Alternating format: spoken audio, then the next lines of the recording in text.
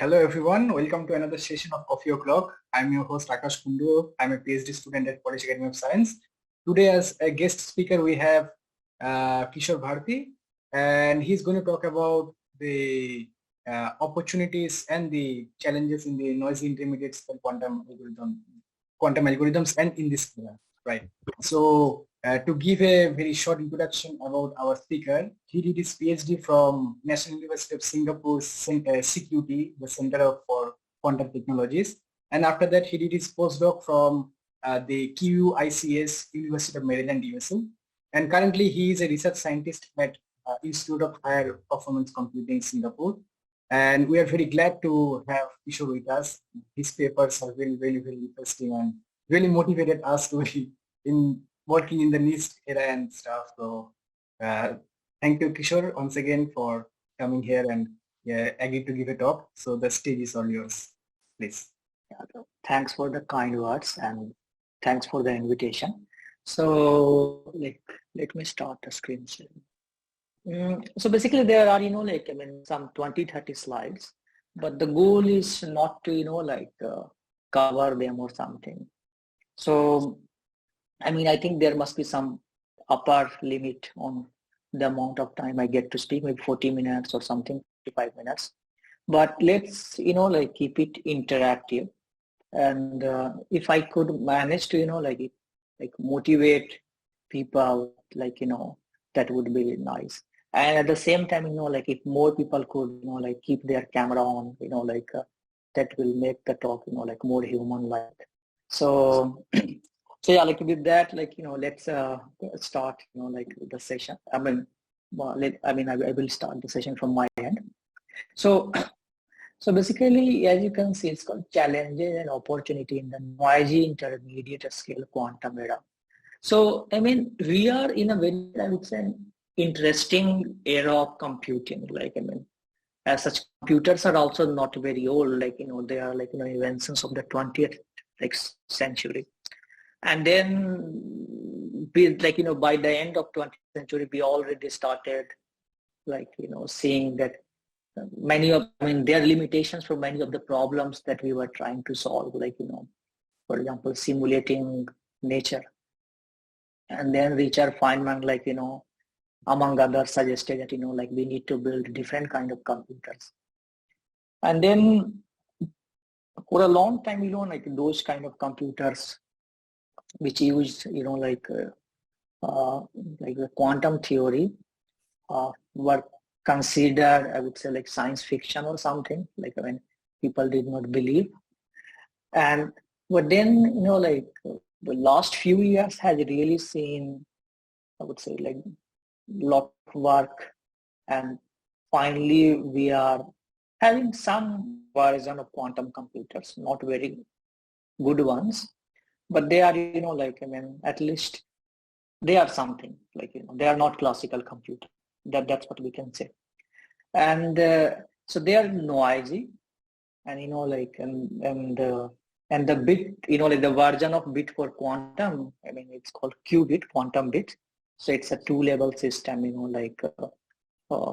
can say, there is no direct analogy with classical computation, but you can say that, it's a vector in a two-dimensional space, and you can write it as, linear combination of, 0 and 1, these are the basis elements. And basically it's a complex vector space. So basically what it means that, the combination coefficients, they can be complex. And then the probability of, being in 0 or 1 corresponds to, this mod square of the coefficient, which, you can calculate and see. So, so that's nice. So basically, at the moment we have around, I don't know, I don't know the recent estimate, something like the IBM recently released, I think 400 qubit quantum computer or something. So, numbers are, I believe. 433 qubits. 433. Yeah, Osprey, I think. Osprey, yeah. Yeah. Wow. So yeah, I mean, it's great. And I think they have some roadmap also, right? Like they are planning to, like build 1,000 and I don't know, like 10,000 and million. I mean, how good those qubits are, like we don't know, but the numbers are increasing. And, like, and that's a very good first step toward, like, I would say, doing something or building something interesting. And then, like, we can find limitations and also it's all like, it's a really an exciting era. And like, it has been called like noisy intermediate scale quantum era, like by, like John Preskill and then like a lot of work. So basically a lot of work happened recently. Many people contributed. I was also fortunate to contribute in this area. There is a review which I will put a bit of focus, like on while talking, like, during this session. These are some of the institutes where I was affiliated with, like while, like I did some of the work. This is my current, A-star is my current, I would say, affiliation. And I really want to thank the Q India people, like for, like, organizing these sessions. Like, I mean, yeah, it's great. I mean, I would say like, I would also like to help in some way, like, and it would be nice, like, I would say like to keep these sessions going and like, and we need like, more volunteers and like, I mean, so it's nice. Yeah. That'd be So awesome. yeah, We'd love to have you, man. Thanks. yeah. So, so let's, like look at this, the devices, like, I mean, so recently, like, I mean, okay, so it goes as back as 2019 because, and, like, I would say there was a lot of hype, like when what happened, Google put some paper out and actually when we put it out, I think it was leaked on NASA website. And then, yeah, like quantum supremacy, whatever underquote, like they said that they have achieved it and it was a big news and like, they were working on it for a long time. And then many claims, counter, like what was it, statements and everything followed. And then the team from China also, like, by Janwei Pan and others, they also showed that, like they can achieve advantage using photons. And then also further with superconducting qubits. And then Janadu basically recently, like, in June, basically showed that they can also, like, I mean, they have also achieved quantum advantage. Nice. So basically, it means that, like, I mean, so this is similar to, like, John Bell proposing Bell inequality. And in the beginning, like people were trying to, like violate the Bell inequality, CHSS test or something. But then there were like, several loopholes and like people were finding loopholes and all. And very recently, all the loopholes were closed. And this year, like the Nobel Prize was given to 3, like, eminent people from quantum information. And so in similar sense, you can think about, like it's like a local version of Bell inequality, like, I mean, it's not like, communication setup, but it's computation setup. And then we are asking the question that, like, what is the ultimate limit of classical computers? And are classical computers and quantum computers fundamentally different? And like, and this is a very like an important question, like, like should government agency like invest money, like, like, and, like I would say for a country like India, like it really becomes an important question, like, so one has to justify, like based sometimes, like based on the application and the potential that it has. And it seems that it has a lot of potential, like, I mean, and in terms of how fast certain problems can be solved. And we don't know, like, what will be future. But like, we have just started and it seems, I mean, it's an exciting path ahead. But the thing is, I mean, okay, there was some experiment done and, like we had this experiment, which, like random circuit sampling experiment. So basically they put some random circuit they sample it, they get certain, like distribution. And I mean, and they measure some score, like in basically some statistical post-processing on the output data. And then based on that, claims are made from complexity theory that, based on complexity theory that, this task must be difficult for a classical computer to do. Then, like many people were kind of, who were raising suspicion. Some of them said that, my boiling pot is good at simulating itself, so the way the task was designed, it was very much, designed such that the quantum computer should be, excel at the task and the classical should not. But still, the thing is that sure, you could do a task which is not very useful, but if you do not find some useful application or something, the chances are that, quantum winter can come, like whatever, these are not my words, Preskill said, yeah. And then, a lot of work was done in this area, let's say how to make use of the noisy quantum computers, and with some team of researchers, we basically summarized it. Yeah, you can also find this highlight by CQT. Very nice. So what are the challenges and opportunities, in this era that we are living in, this noisy intermediate scale quantum era? And I will basically, there are 4 parts. Okay, I mean, it could happen that, I just cover one part, and that's totally fine. So please stop me, at any point, and I would like to have a nice discussion and all. And definitely, the goal is not to finish everything, so it's okay. I mean, one can go Zoom them, Zoom pass through very fast, in 5 minutes, but the goal is to, communicate. So yeah.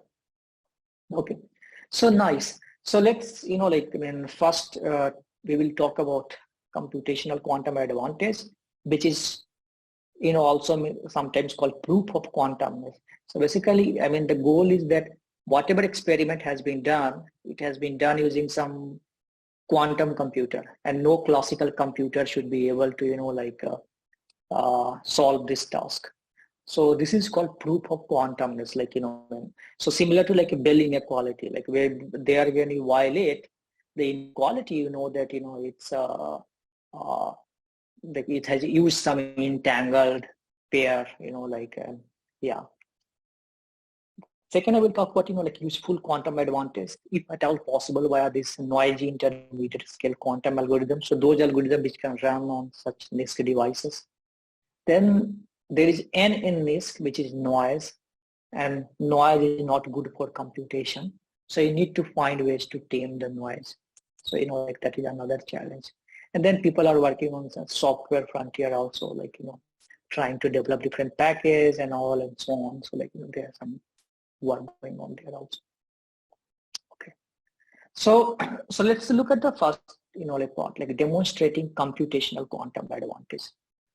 So let's say somebody, gives you, somebody asks you, okay, let's say tomorrow, Infosys, for example, builds a computer, and they claim that they have a quantum computer, some device, and they start selling it to, I don't know, different universities. Now, how do we know that, what they are selling is actually a quantum computer, and, not, some classical computer connected to a cloud and it delegates the computation there, or whatever, or there is some, inside some classical, how do we rule out that it's not a classical computer? So, the easiest approach is, ask them, give them very large, 8,000 bit, composite number, and ask them to prime factor it, factor the prime number. Now you can go to Wikipedia and look at, what is the largest number that has been, factorized. And I think maybe 700 bits or 800 bits, I think is the record. So you give them 900 bits, like just on that. And there is a money attached to all of them. So if you crack that one, then you get, I don't know, 100,000 or whatever, like dollars or something. But anyway, there are people who are trying to develop better classical algorithms. And it's very difficult to develop, like classical algorithm which can, like factor large numbers. So Shor's algorithm, somebody demonstrates, then it's highly likely that, like they have quantum computer. But the issue is that, like it's feasibility, like, it cannot be done. We know that based on physics that the currently available quantum computers cannot do it. And it will be maybe done, like in 20 years or something, I don't know. But the another question is about verifiability. Like when you get the answer, how do you know the answer is correct? So in the case of Shor's algorithm, let's say, like you get P and Q, you can multiply them and check if it's N or not, like the number which you were asked to factor. So it's very easy to verify. The second approach, like it's based on sampling. So you have some circuit which has been, like taken from some distribution. So distribution, right? I mean, it's like a histogram kind of thing. So basically you have like, finitely many events. Let's say in the case of finite case I'm talking about, and you assign, like probability to all of them. So basically a distribution over circuit will basically mean that, like I have different circuits, and for each of the circuit, like I have whatever, like some probability. And from that distribution, I sample a circuit and I ask Infosys or whatever, like to implement a task. So they can implement it, like there are already multiple experiments where the sampling task has been implemented using photon, superconducting qubits, and so on. So feasibility is current term, but the outcome is, like really hard to generate, or, or the outcome, or to find out that it was the correct outcome, that requires classical post-processing, statistical post-processing that scales exponentially with number of qubits, and which makes the verifiability hard. So, like having a scheme which you cannot, which is easy to implement, easy to verify, and difficult to spoof is an open question. And we do not know. So I mean, if you guys, can find a scheme, that would be super cool, yeah. And the third scheme that we know at the moment, maybe there is a fourth scheme, which satisfies all these three criteria that I mentioned. They are called interactive proofs. So interactive proof systems, are something like this. So let's say that we have, Abadhoot, he claims that he can count number of leaves in the tree. Let's say he claims this. So how do we know that, if what he's claiming is indeed, it's like he's not bluffing. So there is an easy way to, easy way to check it, if Abdul is claiming correctly or not. Can you guys, suggest scheme through which you can find out whether, Abdul is, and the hint is interactive setup, yeah. Something like Would you like to try? no, yeah, I'll go first. Yeah, maybe I think taking a little bit of part of that plant and later verifying it, is it correct, and multiplying it to a factor too, so that we can count the digits. I mean, you are there, but I think it needs to be modified a bit. Yeah, we have to play with the plant a bit. Yeah, and that's the hint here. I think so there is a simple solution, let me give you the solution. It's a very simple solution. The solution is this. So I asked Abdul, how many leaves are in the plant, like in the tree? And he says whatever, N, where N can be 1 billion, whatever. And then I basically lock Abdul in a room. I go outside and pluck 100 leaves. And then I ask him again, Abdul, tell me how many leaves are in the tree. And now he has to tell N minus 100. If he, if he does not, if his number is N minus 10,000 or whatever, or something, we will reject his hypothesis or claim that, like he can count the leaves in the tree. So basically, this is like, the interactive proofs are like there is a prover who claims something, there is a verifier who questions the prover. And the verifier asks the prover answers. Depending on the answer, verifier again asks a question on the prover. So basically you interrogate. And the demand is basically consistency. Like, when first I ask the question, you answer something. In the next round, I will ask a question. And your answer to the next round basically should be consistent with your answer that you gave previously. And basically with number of rounds, the answer that you can give, which is consistent, gets the space becomes smaller and smaller. And then you can, basically through this kind of interactive method, you can, you can ask question and make sure that, they indeed have a quantum computer. The issue is that, we don't know, Sure. it might be, yeah. But how is this better than, say, I know that my tree has 100 leaves, but Abdul probably doesn't. And then I just give him, this is the tree. And Sure. That also you can do. But I would say that, for a randomly taken tree, this approach will not work, right? For an example where I know already the solution, it will work.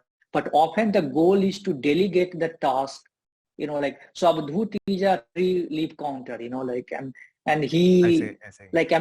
and then we would want him to, perform a task. Yeah, sure, right? Right. Because for verifiability, for a randomly taken tree, if let's say we follow your approach, then we have to employ some guy, who has to spend 300 days or something to count every leaf.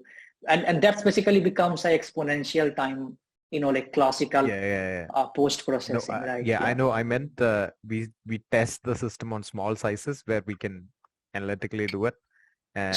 We hope that it persists for larger systems. But now this is better. Yeah, so basically, you see that this is the same sampling task thing, right? Which we know that, for 50 qubit, we can, verify. Right. But what about 100? So scaling is the issue. Yeah. Right. So but I agree. So these are different approaches, and we have to find something which is verifiable and also feasible and difficult to spoof also. So we don't know, at the moment, what is the feasibility of these interactive proofs. So and there was actually, sorry to interrupt again, but to Umesh Vasarani, there was a student, Urmila Mahadev. She had a paper on interactive proofs and so on, right? Is that the intermediate term one, or? So that is not intermediate term, but there was a paper by K.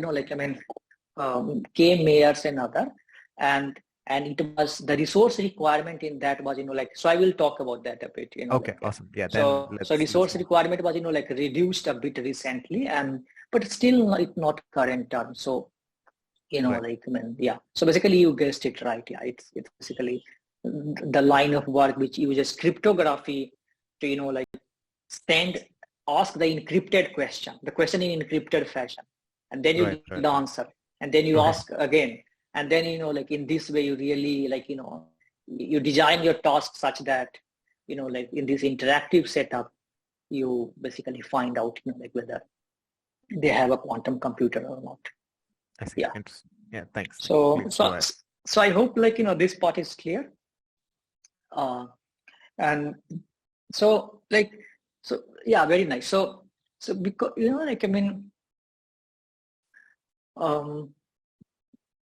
so there was this nice experiment, which Google did back in the past, we just talked. And they did whatever, this experiment, and at the end of the day, a number that they get called cross entropy benchmarking fidelity. And if that number is 1, then it means, they have a very good quantum computer, no noise at all. And if it's 0, then it's a very crappy quantum computer. It's basically a classical computer. It's giving white noise. And the number they got was 0.002. So, and at depth 24, at circuit depth 24. Sometimes people claim that, they can get quantum advantages, and there are many startups and all. But you see that When at depth 24, the cross entropy benchmarking fidelity that we are getting is, like close to 0, like 0.002. And to achieve, like practical quantum advantage, the estimated circuit depth is of the order of, like I think 10 to the power 5 or something. So imagine implementing 10 to the power 5 depth circuit and getting some signal out of it. I mean, it's a tremendously difficult task, but like, I mean, whatever is not allowed by physics, like is like engineers managed to solve it almost. Yeah, like, I mean, we could go to moon when we found that, like, I mean, it's the same gravity operating and so on, So whatever. So there's this number, and they got like whatever, like 0.002. And but then, like the team of classical people, like they started finding like classical algorithm to simulate the circuit, and like, using tensor network, using different methods, they were trying to simulate and so on.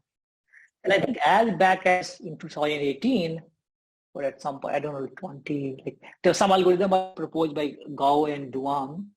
And then last year, like Gao, NISQ, and they on Bosbarak, Monchoy, and others from Harvard and MIT.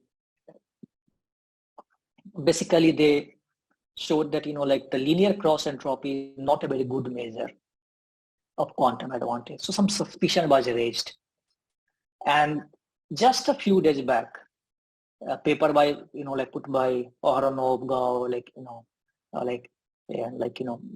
Vazirani and others, which, like provide a polynomial time classical algorithm, and here, like they provide a explicit, I mean, they basically provide an explicit strategy which can achieve, which can violate the assumption which was, like used to justify the hardness of cross entropy benchmarking. So the complexity theoretic assumption, like which was there to support that, the experiment was hard is gone. And somehow I think this thing should be in media more than, like, but yeah, I know it will not be, I mean, it's in the scientific community, it's a big thing, but, like somehow, yeah, the amount of media attention that, anyway, like it's a negative news, right? Yeah. So people will not be that excited. And like, a bit, I would say a few months ago, there was this nice review which summarized, like this quantum random sampling, like different approaches and, like the hardness and so on. So if people are interested, they can, like have a look at it, like very nice review. Okay. So we know that, like this stored is not possible. Sampling task is something which is, like on shaky grounds. So what remains is this interactive proof. And in the interactive proof, like as I mentioned, like there's a lot of detail, but the idea is that, like you ask a question and then you get an answer. So there was this paper, like by Meyer, others, Bajirani, and, like Norman Yao and others, like, wrote recently, which, like, I mean, it builds upon that many of the tools which are proposed by Urmila Mahadev, like, and it's basically uses cryptography to, like, ask cryptography to check whether the prover, the other side, has a quantum computer or not. So, yeah. So basically, the idea is that, Kishor, like yeah, sure, yeah. So this cross entropy idea, so where does this belong? Is this is not the interactive proof, right?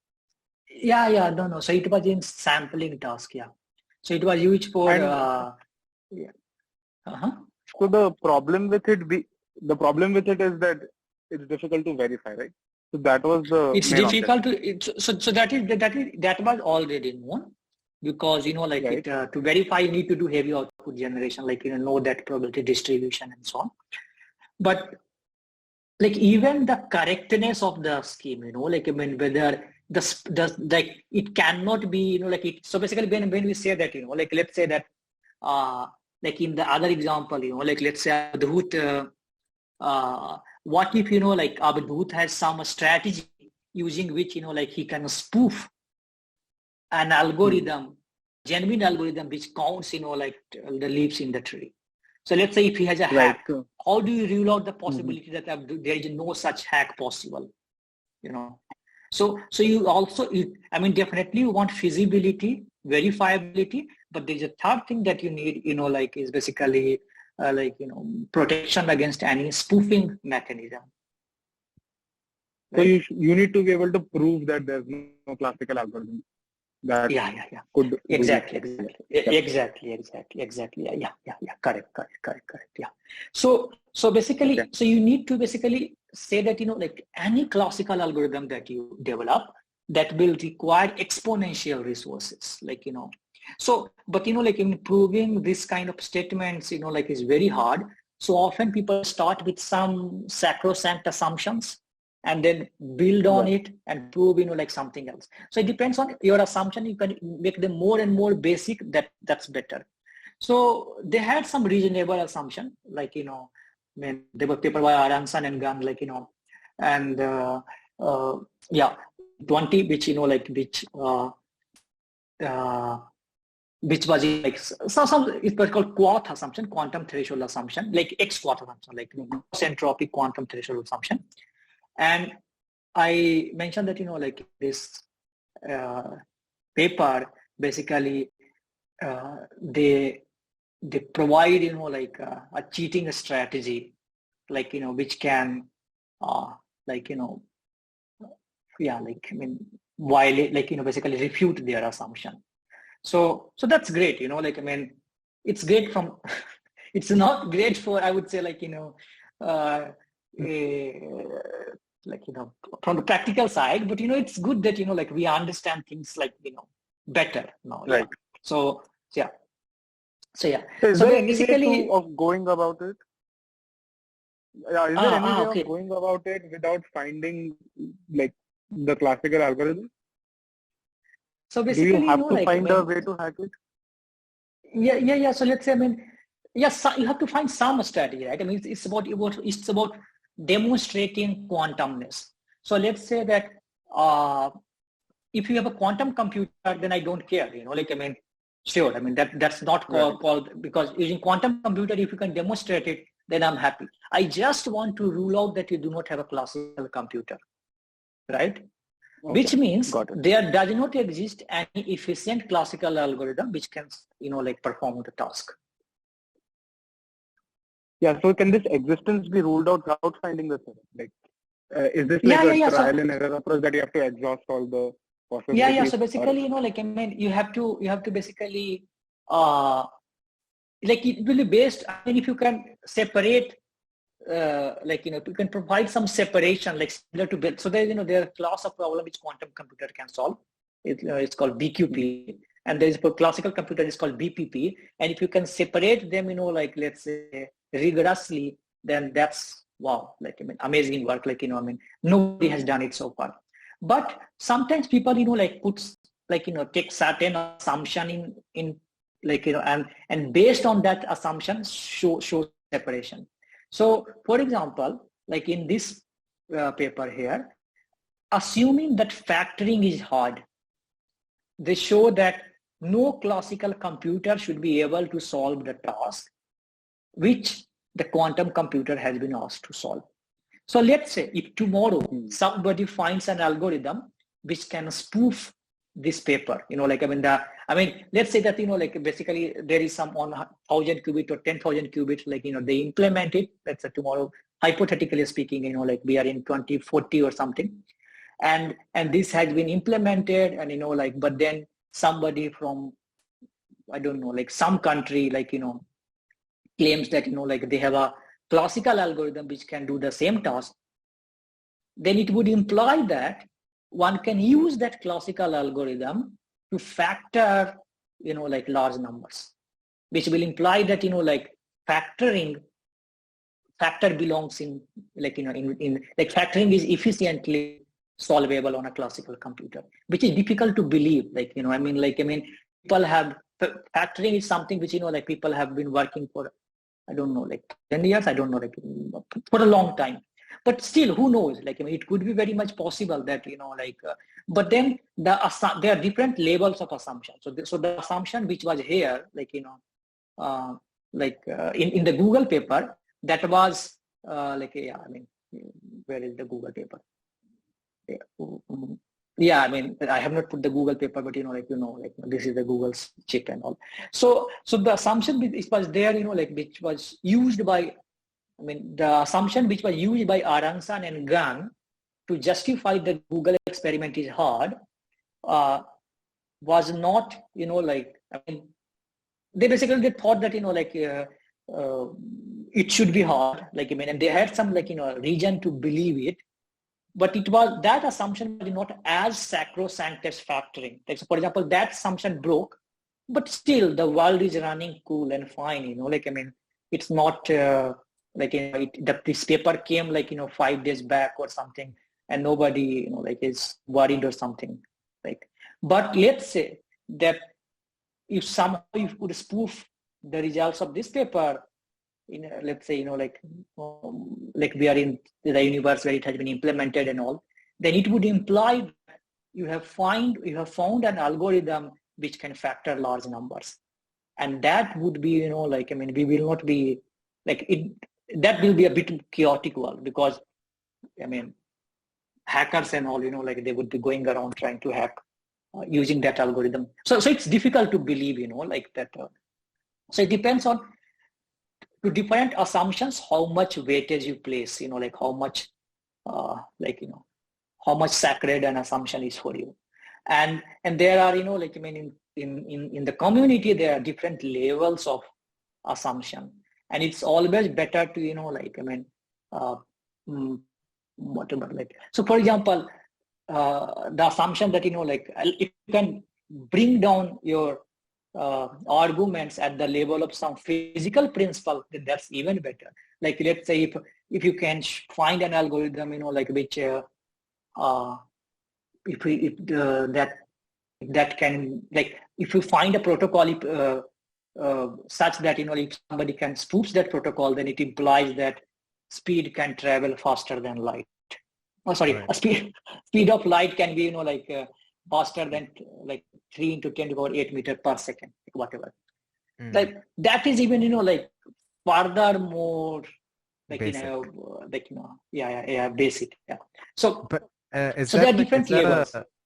Is there a systemized levels to these assumptions, or no? It's sometimes what people feel like. So for example, timality testing, in 2000,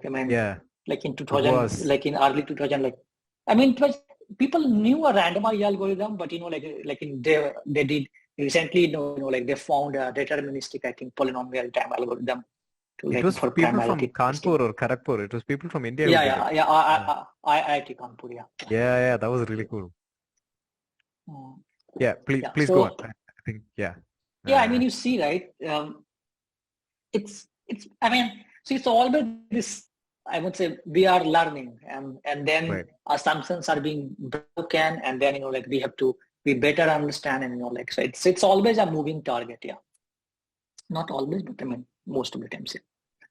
And so basically for this experiment to implement, they provide the requirements, so you see that, so let's say that this is the place, for 1024, is where it exceeds the factoring record. And you see that you require qubits of the order of 1000 and circuit depth of the order of at least 10 to the power 5. So not very current, because at the depth of 24 only we are suffering so much, and you are asking 10 to the power 5. But then Liu and Andrew, these two people basically, they provided I think they were paper by Francois Gall and others also. I forgot to put that here, sorry about that. So they managed to reduce circuit depth to 14. But then the number of qubits that they require in this paper to implement such algorithm is in billions. So here number of qubits is 1000, and the depth is 10 to the power 5. And they are saying depth can be brought down to 14, but width goes the product is somehow constant, right? And Yeah, I think so, that's so also, yeah. Yeah, so I mean, we do not know the exact relation, but I think it would be nice. And we do not know, like if there is some kind of, I don't know, like bound that they have to satisfy. It could be possible that you can like, like contract both of them, like, yeah. So that's why when I said intermediate term, I put here a question mark, like it's a research problem, like it's an opportunity at the moment. So there are these challenges, but this is an opportunity, like to really, I would say, understand these works and like, and come up with, like an approach which can be, like implemented, let's say, in next few years. Yeah. But I think it's very interesting that, so I've seen other implementations also, like other instances where you trade circuit depth with number of qubits, right? I think it's a pretty common theme, and I think that's very interesting. That there is somehow there is some net conserved thing.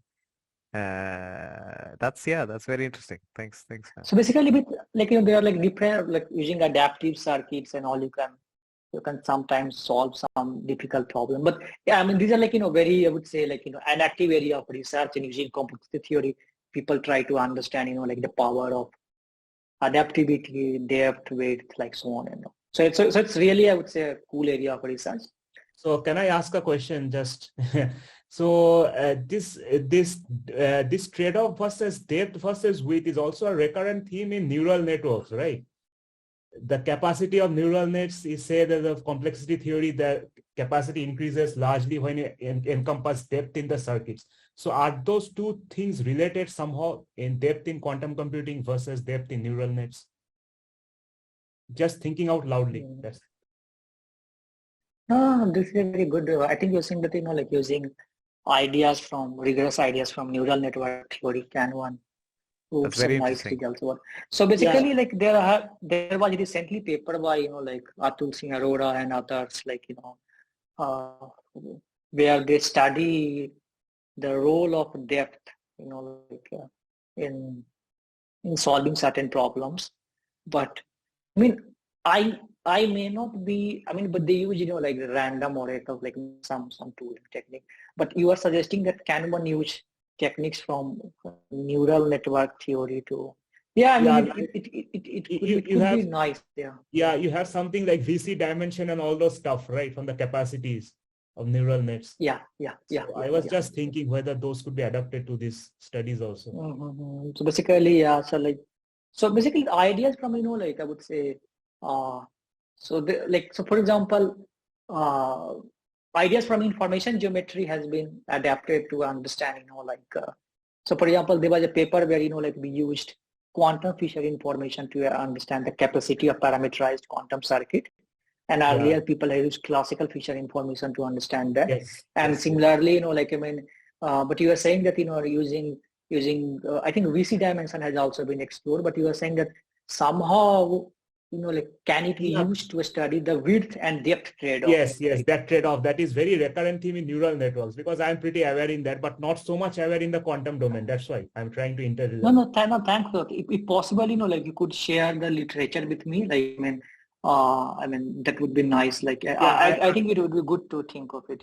Yeah, because I have plentiful literature on the classical thing, like the neural networks, but not so on the quantum thing. So I'll try to find that. I'll try to find that track. Sure. No. It's a very good, I think, idea. Yeah. Are you on the QNTR Discord server? Yeah, I'll contact with Rishi probably. I am also in the Discord, so I get. Awesome. Yeah. So just I'll keep up with you. And then we can put it maybe in one of the server channels. And also Kishor, but that I'll contact you later. Yeah. Thanks a lot. Thanks for the nice question and the suggestion. Wonderful. Yeah. So like as you said, right?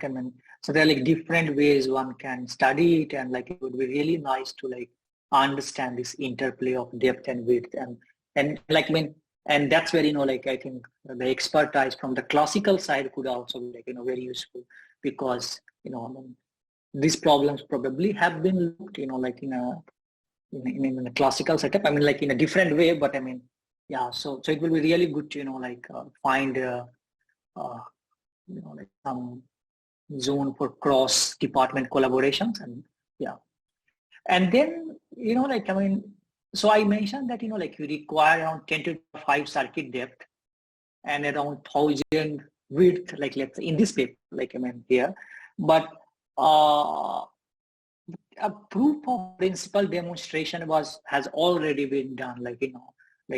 Last year there was a paper, no, not last year, like this year, early this year, this paper was posted, and they implemented it for some regime which can be spoofed. But they say that if, let's say, device keep on getting mature, then we will soon enter into a regime where this test of quantumness will be difficult to spoof. And I think it's better that we reach into that regime sooner, because and I think a lot of theoretical understanding let's say from classical neural network theory or whatever can help us, I would say, get there faster. So yeah, so it's a very fertile land, I would say, in terms of research and all, and there are these challenges, but and we are learning every month new things, this paper, these two papers, but really I would say helped us revise many of our assumptions. So there are these challenges to come up with nice protocols which can be test the quantumness, and they're difficult to spoof, easy to verify, and easy to implement, and so this provides a lot of opportunity for research. Kishor. Okay. Yeah. Yeah, I was trying to ask a question. I had some network errors. What about quantum simulations? I know there has been some interesting papers about using simulations of condensed matter systems to benchmark quantum computers. Is that something that will go to that, what you said, that coming down to a physical, something that breaks a physical law? So yeah, I think that's basically analog quantum simulation. So basically you can break it into you can talk about analog, digital, or digital analog, and there are different approaches of quantum simulation.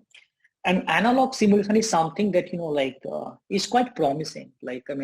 Already people have implemented experiments which are, I believe, intractable, but I do not know any literature there it has been rigorously proven that no classical computer can implement the same task. How do you know how verifying the output? Sometimes people look at certain signatures and all, and that what they have got it must be some quantum phenomena leading to the answer, and there's no classical spoofing going on. But definitely I think analog simulation is something which I would say if we talk about practicality, if we talk about not being I would say so much if we don't lose our, so it depends on how much mania to what level you are a maniac or something, so people who are who believe in crypto and all, they do not trust anything the adversarial scenario and so on. And so basically it depends on how rigorous you want to prove your prove your claim and all. So for example, this analog simulation is something which, let's say, in a perfect normal setup, nobody will come and mess with my ion trap or something. There is no classical computer there. There is no memory going on. When we believe that, unless, I don't know. So I think many of these experiments are already in the regime. One can believe, but but then somebody could come and say that, no, I don't believe you. Let's say that, all of these computers are stored somewhere, and you simulated and you gave the answer to some guy, and I have to believe in you. So how do I place trust in your laboratory? You are trusting your laboratory, but how do I place trust in you? And then in many of these scenarios, if you have a rigorous way to prove your claim, that would be interesting. So I think I saw some where people have trying to look at, like this question from complexity theory angle and all. Using physical principle, I think that would be also that would be better. But yeah, like that's another, I would say, nice direction to think of. Yeah. Right. Okay. Kishore. Yeah. Just a small addition to the previous speaker's question. So I was just aware that the theme of going that you are proving that quantum cannot be spoofed, like that theme. So what I read is that classical system means simulating quantum systems per se is a very useful task for quantum computers. So once you can establish that, you can put your stamp of authority on quantum computers. So instead of the 3 applications which you mentioned, can we just add another application, that simulation of quantum systems? So that is tremendously difficult for classical computers to establish, right? In the number of computations. Yeah. But how do we know that the output that you got from simulation is correct output?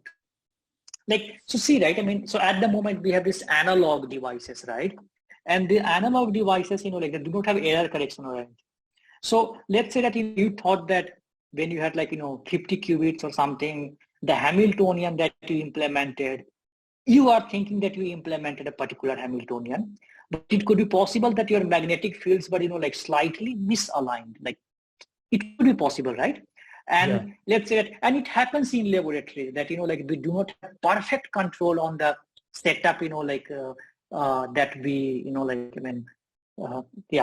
so because of the noise, what could happen that, and as system size increases, noise starts playing its, a role, I would say, in a more adversarial fashion. Yes. So we are in a regime where no classical computer can simulate it, but at the same time, how do we trust that the answer that we got was indeed correct answer? Maybe, it's all white noise or something like that you got. So with factoring, the good thing is that, let's say the answer that you got, you can multiply, P and Q and check that if it's N or not. So there is this verifiability. So so the example that you mentioned, it's very good, right? It's something which is difficult to spoof, easy to implement, but the verifiability will be in question. So yeah, I think one can indeed put here analog quantum simulation, and I should have also put one more, I would say here column about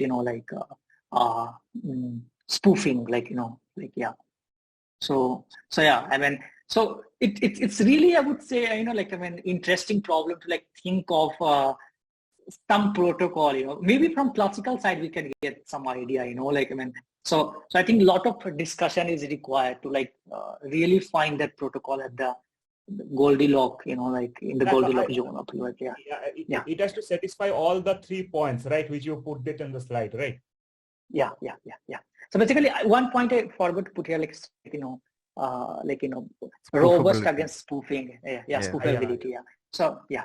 So and I think one small comment is that exact simulation is very hard, but like Kishor was saying, approximate simulation is not classically that hard, right? You can people have been doing density functional theory calculations and that is possible at different levels. There are tensor network techniques that people have been using. So it's and so the question is many body techniques are different. Exactly. So the main question is, how do you not know that this is not an approximate classical simulation or a noisy quantum simulation, right? So it's and again, don't trust anybody. So it's very interesting. But, maybe can we move to the next part, because I'm pretty interested in that also. Yeah. Thanks. Yeah. So I think that these are really nice directions to think of. So that basically, I would say, that's it for the first part. Now at this point, I think, so I mean, we are back to square one, 2019, when people said that we have demonstrated quantum advantage, quantum supremacy and all. No, we have not.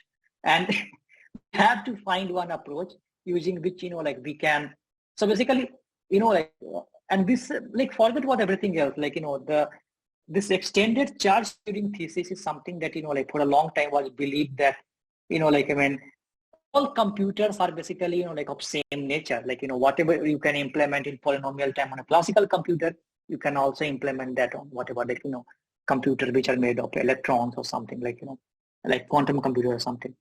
But if, let's say, that one could demonstrate quantumness, like demonstrate a proof of quantumness, like quantum supremacy, then it would imply that extended charge Turing thesis is, like incorrect. And as of now, I would say like in 2019, we believe that we have demonstrated it, but we have not. And it's a good question to, like think about it from different perspectives. So, I mean, so this is like, I would say the big problem that we have. And we can definitely talk about useful quantum advantage, but before that, like we have to demonstrate useless quantum advantage. And yeah, and it's not done at the moment. Yeah. So that's part one. Like, I mean, if there's question, like we could move to part two, or I don't know, like, I have already taken Kishor, 1 hour. One last question. Yeah.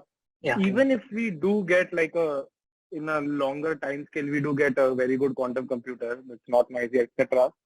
We still wouldn't have proof of quantumness, right? Because it's not rigorous that, for example, prime factorization is not rigorous. So let's say that, I mean, we know one algorithm, right? I mean, let's say that, you have error corrected fault-tolerant quantum computer. You ask them to implement Shor, So is it rigorously proved that there is no classical algorithm for Shor, or is this something that we believe very... So I told you, right? So there are like different levels of assumption. So then, like, I mean, if a classical algorithm can spoof Shor, then it will mean that, like that algorithm can be used to factor large numbers, which means, like, so you assume, so it's like, it's like, like, I mean, so like even in the case of, like, I mean, in physics, right? We have like, different layers of understanding, and over time, like we basically keep on like, pushing that a bit down, like, the atoms are the building block. No, atoms are not, like it's, there is something inside the atom also, like a nucleus and all. And there is something inside the nucleus also. There's something inside the proton also, like, and so in this way, like, and many of the models that we build to like understand the different layers, they basically sometimes get broken. And I mean, like, and it makes sense, right? Because we are learning through, like experiments and so on. So similar, like, I mean, road is being taken, like care, like, correct, like being it's taken something that we believe in very confidently. Yeah, exactly. But I mean, it's highly unbelievable that, like, that somebody can, like factor, because when Shor's algorithm came, like that's what brought all the funding to the field, like, I mean, right. Like, and people, I mean, they started. So because when Shor algorithm came, I mean, people know you cannot build quantum computers. Noise will, like simply stop you. But then Shor showed that, like there can be like quantum error correction. And then, like, I mean, over time, I would say, like, so basically finding a classical algorithm is like, going at the very sacrosanct assumption of quantum computing and attacking it. If you can do that, it would really save a lot of, like resources. I would say, like, I mean, because I don't know, like, I mean, at the moment, like almost every company is like, putting a quantum computing division, and like, and the hype is increasing so much that, like we need to really understand, like, I mean, it's no longer an academic pursuit, like, I mean, it is entering in, like in the practical corporate domain something. Right.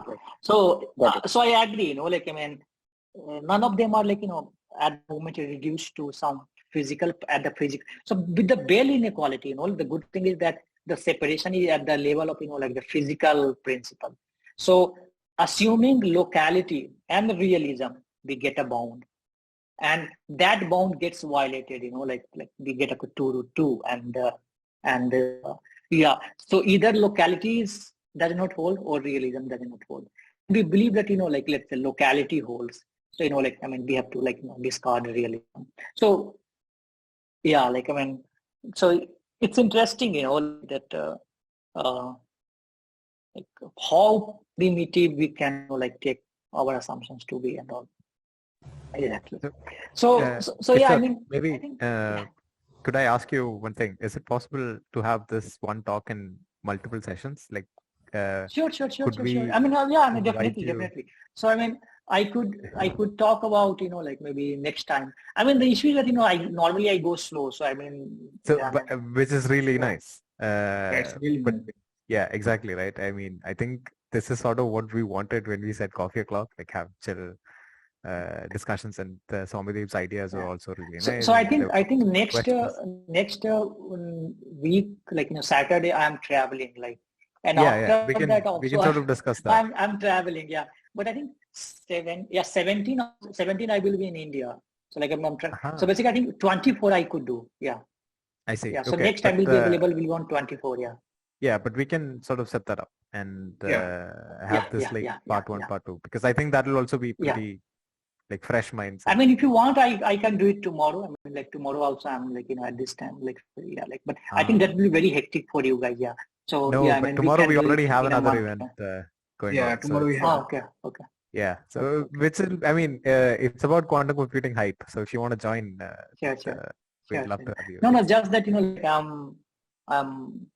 like traveling next week. So next week would be difficult. Yeah. So okay, then maybe let's stop recording, Akash. Yeah, let me stop the recording. And then we'll just